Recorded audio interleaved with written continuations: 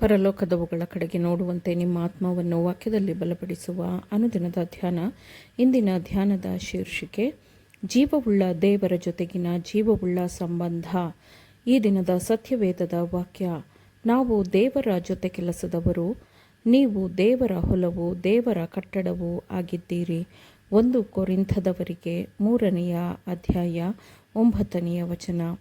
ಜೀವವುಳ್ಳ ದೇವರ ಮೇಲೆ ನಾವು ಜೀವಂತವಾಗಿ ಅವಲಂಬಿತರಾಗಿರಬೇಕು ಮತ್ತು ನಾವು ಜೀವವುಳ್ಳ ದೇವರೊಂದಿಗೆ ಜೀವಂತವಾದ ಸಂಬಂಧವನ್ನು ಹೊಂದಿದ್ದಾಗ ಕ್ರಿಸ್ತನು ಜೀವಂತ ನಂಬಿಕೆಯಿಂದ ಹೃದಯದಲ್ಲಿ ನೆಲೆಸುತ್ತಾನೆ ಮತ್ತು ಕ್ರಿಸ್ತನ ಜೀವನದ ಮಾದರಿಯಂತೆ ಮಾನವ ಕಾರ್ಯಭಾರಿಗಳು ಕೆಲಸ ಮಾಡುತ್ತಾರೆ. ಆ ಕಾರ್ಯಭಾರಿಯು ಕ್ರಿಸ್ತನು ಆಡುವ ಮಾತುಗಳನ್ನು ಆಡುತ್ತಾ, ಕ್ರಿಸ್ತನು ಪ್ರಕಟಿಸುವ ಗುಣಸ್ವಭಾವವನ್ನು ಆತನು ಪ್ರಕಟಿಸುತ್ತಾ, ನಮ್ಮ ಜೀವನವನ್ನು ನಮ್ಮ ಗುಣಸ್ವಭಾವವನ್ನು ಆತನು ಬದಲಿಸುವವನಾಗಿದ್ದಾನೆ. ಮತ್ತು ಶೋಧನೆಗಳು ನಮ್ಮ ಮೇಲೆ ಬಂದಾಗ ನಾವು ಬಂಡಾಯದ ಮನೋಭಾವವನ್ನು ಪ್ರಕಟಿಸುವುದಿಲ್ಲ. ನಮ್ಮಲ್ಲಿ ಪ್ರತಿಯೊಬ್ಬರಿಗೂ ಅವಕಾಶಗಳು ತಮ್ಮನ್ನು ತಾವು ಪ್ರಕಟಿಸಿಕೊಳ್ಳುತ್ತದೆ. ಯಾಕೆಂದರೆ ನಾವು ದಬ್ಬಾಳಿಕೆಯನ್ನು ಮತ್ತು ಕ್ರೂರತನವನ್ನು ನೋಡುತ್ತೇವೆ ಮತ್ತು ನಮ್ಮ ಮೇಲೆ ಬಂದು ಬೀಳುವ ಹೊರೆಗಳನ್ನು ನೋಡುವಾಗ ಸ್ವಾರ್ಥವು ಬಳಿಗೆ ಬಂದು ತನ್ನನ್ನು ತಾನು ಪ್ರದರ್ಶಿಸಿಕೊಳ್ಳುತ್ತದೆ. ಸ್ವಾರ್ಥವು ಬೆಳೆಯುವುದಕ್ಕೆ ನಾವು ಅನುಮತಿಸುತ್ತೇವೆ. ಶೋಧನೆಗಳನ್ನು ಅವುಗಳ ಸರಿಯಾದ ಸ್ಥಳದಲ್ಲಿ ಇರಿಸಲು ನಾವು ಬಯಸುತ್ತೇವೆ. ಮತ್ತು ಅದು ಎಲ್ಲಿದೆ? ಕಷ್ಟಪಡುವವರು ಮತ್ತು ಹೊರೆ ಹೊತ್ತವರನ್ನು ಕ್ರಿಸ್ತನು ನನ್ನ ಬಳಿಗೆ ಬನ್ನಿರಿ ಎಂದು ಕರೆಯುತ್ತಾನೆ.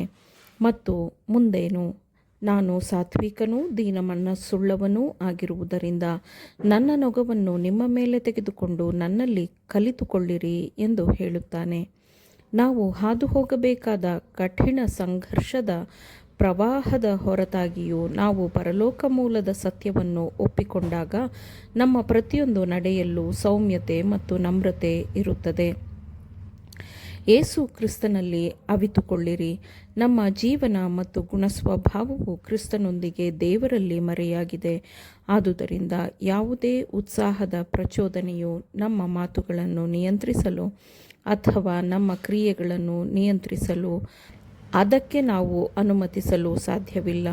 ಆದರೆ ನಾವು ಯಾವಾಗಲೂ ರಕ್ಷಕನ ಮಾದರಿಯನ್ನು ನಮ್ಮ ಮುಂದೆ ಇಟ್ಟುಕೊಳ್ಳಬೇಕು ಮತ್ತು ಅಂತಹ ಸಂದರ್ಭಗಳಲ್ಲಿ ಯೇಸು ಏನು ಮಾಡುತ್ತಿದ್ದಾನೋ ಅದನ್ನೇ ನಾವು ಮಾಡಬೇಕು. ನಾವು ಸೇಡು ತೀರಿಸಿಕೊಳ್ಳಬಾರದು. ನಮ್ಮ ಮುಂದೆ ಇರುವ ಕೆಲಸವನ್ನು ಈಗ ನಾವು ಸ್ಪಷ್ಟವಾಗಿ ಅರ್ಥ ಮಾಡಿಕೊಳ್ಳಬೇಕು. ಇದು ಕೃಪೆಯ ಕೆಲಸ, ಪ್ರೀತಿಯ ಕೆಲಸ, ಕ್ರಿಸ್ತನ ಮಾರ್ಗದಲ್ಲಿರುವ ನೀತಿಯ ಕೆಲಸವಾಗಿದೆ. ಕ್ರಿಸ್ತನು ಮಾಡಿದಂತಹ ಕೆಲಸವೇ ಆಗಿದೆ.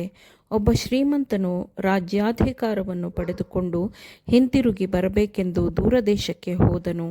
ಹೋಗುವ ಮೊದಲು ತನ್ನ ಸೇವಕರನ್ನು ಕರೆದು ಅವರಿಗೆಲ್ಲ ಅವರವರ ಕೆಲಸವನ್ನು ಕೊಡುತ್ತಾನೆ. ಮಾನವ ಕಾರ್ಯಭಾರಿಗಳು ದೈವತ್ವದೊಂದಿಗೆ ಸಹಕರಿಸಬೇಕು. ಪ್ರತಿಯೊಬ್ಬನಿಗೂ ಇರುವ ಈ ಕೆಲಸವು ಕ್ರಿಸ್ತನ ಕೆಲಸವಾಗಿದೆ. ಇದು ಮನುಷ್ಯನ ಕೆಲಸವಲ್ಲ. ತನ್ನ ವೈಯಕ್ತಿಕ ಸ್ವಾರ್ಥಕ್ಕಾಗಿ ಕೆಲಸವನ್ನು ಮಾಡುವುದೇ ತನ್ನ ಕೆಲಸ ಎಂದು ಅವನು ಭಾವಿಸಬಾರದು. ಅದು ಹಾಗಲ್ಲ. ವಿಶಾಲವಾದ ಕಾರ್ಯಕ್ಷೇತ್ರವಿದೆ. ನಾನು ಬರುವವರೆಗೂ ಎಂದು ಕ್ರಿಸ್ತನು ಹೇಳಿದ್ದಾನಲ್ಲ, ಅಲ್ಲಿಯವರೆಗೂ ಕೆಲಸ ಮಾಡಬೇಕು. ಯಾವ ಕೆಲಸವನ್ನು ಮಾಡಬೇಕು? ಅವನು ದೇವರ ಜೊತೆಗಿನ ಕೆಲಸಗಾರನಾಗಿರಬೇಕು. ಆದುದರಿಂದ ದೇವರೊಂದಿಗೆ ಕೆಲಸ ಮಾಡುವುದು ಎಂದರೆ ಏನು ಎಂಬುದನ್ನು ನಾವು ಸ್ಪಷ್ಟವಾಗಿ ಅರ್ಥ ಮಾಡಿಕೊಳ್ಳುವುದು ಅತ್ಯಂತ ಮುಖ್ಯವಾದ ವಿಷಯವಾಗಿದೆ. ನಾವು ಕ್ರಿಸ್ತನಾತ್ಮನಿಂದ ತುಂಬಿರಬೇಕು. ನಾವು ನಮ್ಮ ಜ್ಞಾನದಿಂದ ಅಥವಾ ನಾವು ಪಡೆದುಕೊಂಡಿರುವ ಶಿಕ್ಷಣದ ಮೂಲಕ ಮಾತ್ರ ದೇವರೊಂದಿಗೆ ಕೆಲಸ ಮಾಡಲು ಸಾಧ್ಯವಾಗುವುದಿಲ್ಲ.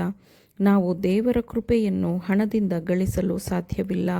ನಾವು ಅದನ್ನು ನಮ್ಮ ವಾಕ್ಚಾತುರ್ಯದಿಂದ ಖರೀದಿಸಲು ಸಾಧ್ಯವಿಲ್ಲ. ನಾವು ಅದನ್ನು ನಮ್ಮ ಬುದ್ಧಿಶಕ್ತಿಯಿಂದ ಖರೀದಿಸಲು ಸಾಧ್ಯವಿಲ್ಲ. ಇದು ದೇವರಿಂದ ಆರಂಭವಾಗಬೇಕು. ನಾವು ಹೊಂದಿರುವ ಅತ್ಯುತ್ತಮ ಜ್ಞಾನವನ್ನು ನಾವು ಉಪಯೋಗಿಸಬೇಕು.